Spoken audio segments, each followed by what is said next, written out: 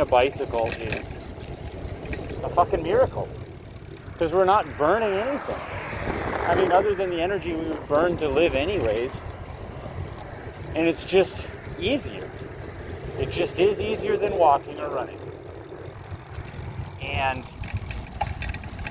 by the laws of physics, it just makes it easier. Like, I don't know, there's something, it's a simple machine, right? Is that what a simple machine is? It's just mechanical advantage. And it fucking works, and it feels so natural. And I don't know. It's crazy how comfortable I feel on a bike. When you think about what you're doing, think about seeing an animal. Well, there's those animals that like ride skateboards and shit. Those are cool, adorable. But I don't know. Good animals? They probably could. Like an orangutan. I'm obsessed with orangutans. Could they ride a bike? It was shaped for them. Maybe a recumbent bike. I think they'd just be too afraid. Like, it takes that confidence. Because it's actually harder to go slow. Same with a motorcycle. Like, when you get going fast, the bike wants to keep going in the right direction. Unless you hit something. But when you go slow, it's way worse. Way harder to stay up.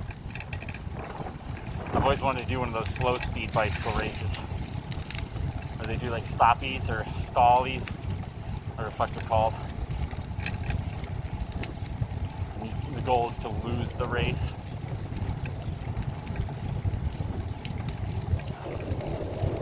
Man, winter in Georgia is like fall everywhere else.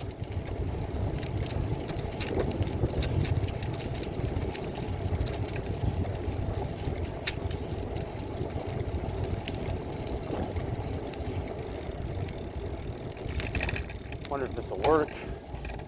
The real question is, how's the audio? This angle isn't too bad. Kind of wish it was a little more centered, but I don't have to be like Wes Anderson.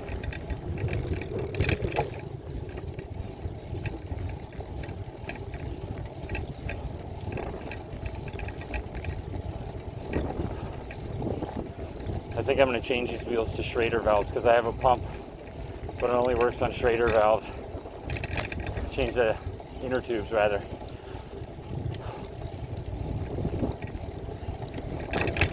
I'm going to school right now, 2 days before Christmas. You know, we get this, half the fucking depression we feel as humans sometimes I think is because we feel obligated to feel depressed. You know, but there are some things that are tangible results. So like the first thing that comes to mind is like I saw this TikToker, so you know it's real, talking about Alexis de Tocqueville commenting on the lives of Americans in like the 19th century, and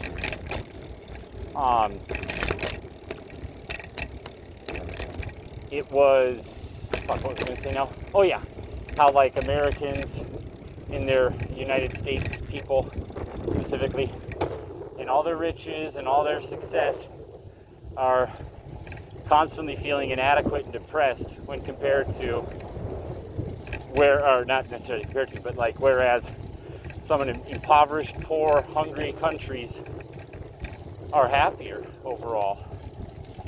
And oh fuck, I lost my train of thought. What made me think of that? So obligation to be bad. Oh, the holidays, yes.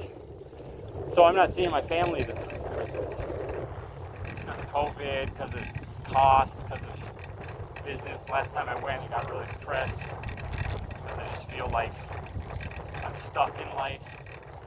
I think I'll get out. It's a tough one. And then my girlfriend had made some comment, you know, out of fear, out of concern. Like, she's like, no, you don't want to be alone on Christmas. And then all of a sudden I felt this rush of sadness where it's like, oh, how sad is that I'm alone on Christmas? But objectively, it could be a great day. you know, I could really enjoy myself, and I'm having some friends get-togethers before that on the eve, and you know, it'd be a beautiful day here in southern Georgia. Ride my bike, make some music, smoke some herb. You know how it is. And but all of a sudden, I felt this rush of obligation. That like, oh, it's Christmas, you have to do something special. Same with birthdays. Same with every holiday. I feel this way too. If you've ever been sexually assaulted, we pile on all this extra, you know, out of sensitivity, purely out of just caring for the victims. We add on a lot of things like shame and like, oh, how dare he, and I say he because you know it's a fucking guy committing the assault, come on now. How dare he take your innocence and give you all this shame to that person, and we keep building it up because we're trying to acknowledge all the pain of being a victim of sexual assault. But at a certain point, I think that's what makes it worse, because people, you know, I feel like a regular assault, assuming it's the same level of physical damage, is just as much a violation. It's a power play thing.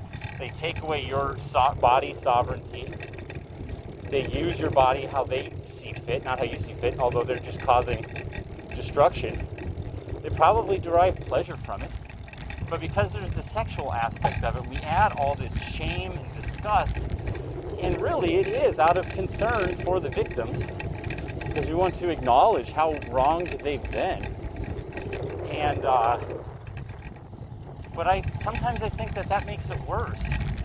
I mean, without going into too much detail, I've had those experiences, and I don't like to think of it as more than an assault. You know, like that troubles me more, and I think sometimes people, I don't know, it's just with the best of intentions that they do this, because they're just trying to recognize all the pain that comes from sexual assault. But I don't know why that pain isn't part of assault, you know, or why like getting beat up is bad for sure. But I think people would like feel differently if I said I got beat up versus if I got sexually assaulted. Well, you're getting assaulted either way.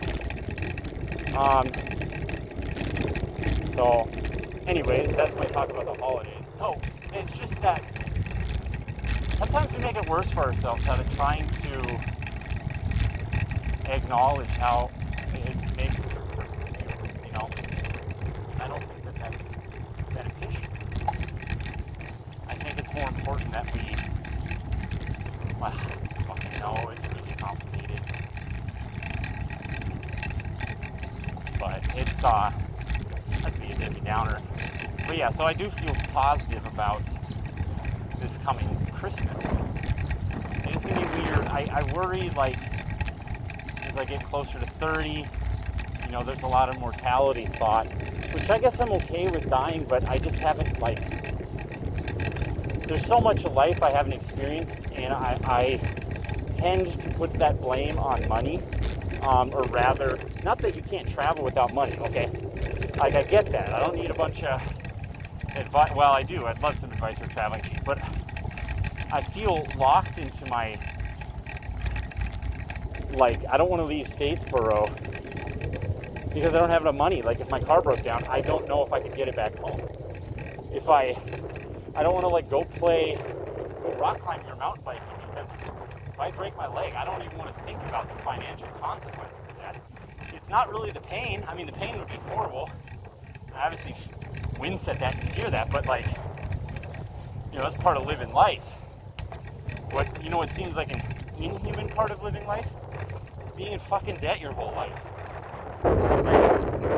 Why would I don't know. But, you know, I've traveled a little bit, especially in the U.S., but I think it is important.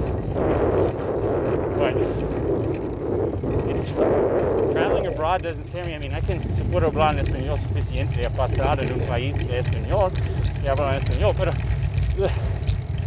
I'm afraid that I'll get there and then, like, well, get injured or something, and then, okay, we'll buy traveler's insurance. All right, but how much is it going to cost me to go to Argentina, right? At least $1,000. Probably, if I'm going to do anything while I'm there, $2,000. And I could scrounge that money together, but I would come home, I'd be 28 years old with $0. Actually, a bunch of negative dollars for debt. With a car that I don't know is going to last me another 100 miles, that I pray it will start every time. No place to live, no job lined up. So, I don't know. And then there's this whole wanderlust drive that people have where it's like, oh, just go. If you have to worry about being ready for it, you're never going to go. It's like, well, that probably will never go. And because I kind of, on some levels, think it's selfish. Like those people, well, I don't know their situation, but if what their idea of a safety net is his parents with money, I feel selfish, Like when my parents were my age, I was already born, and they were making sacrifices so I could eat, They weren't thinking about going to Argentina. But, you could say well, part of the reason they made those sacrifices is so you could live your life to the fullest. So there's merit in that too. But I don't know. All right, well, I'm here. This is the first bike philosophy journal entry. Let's see if I can keep this up. It's really about efficiency. If it starts being a lot of work for me to make this, it ain't gonna happen.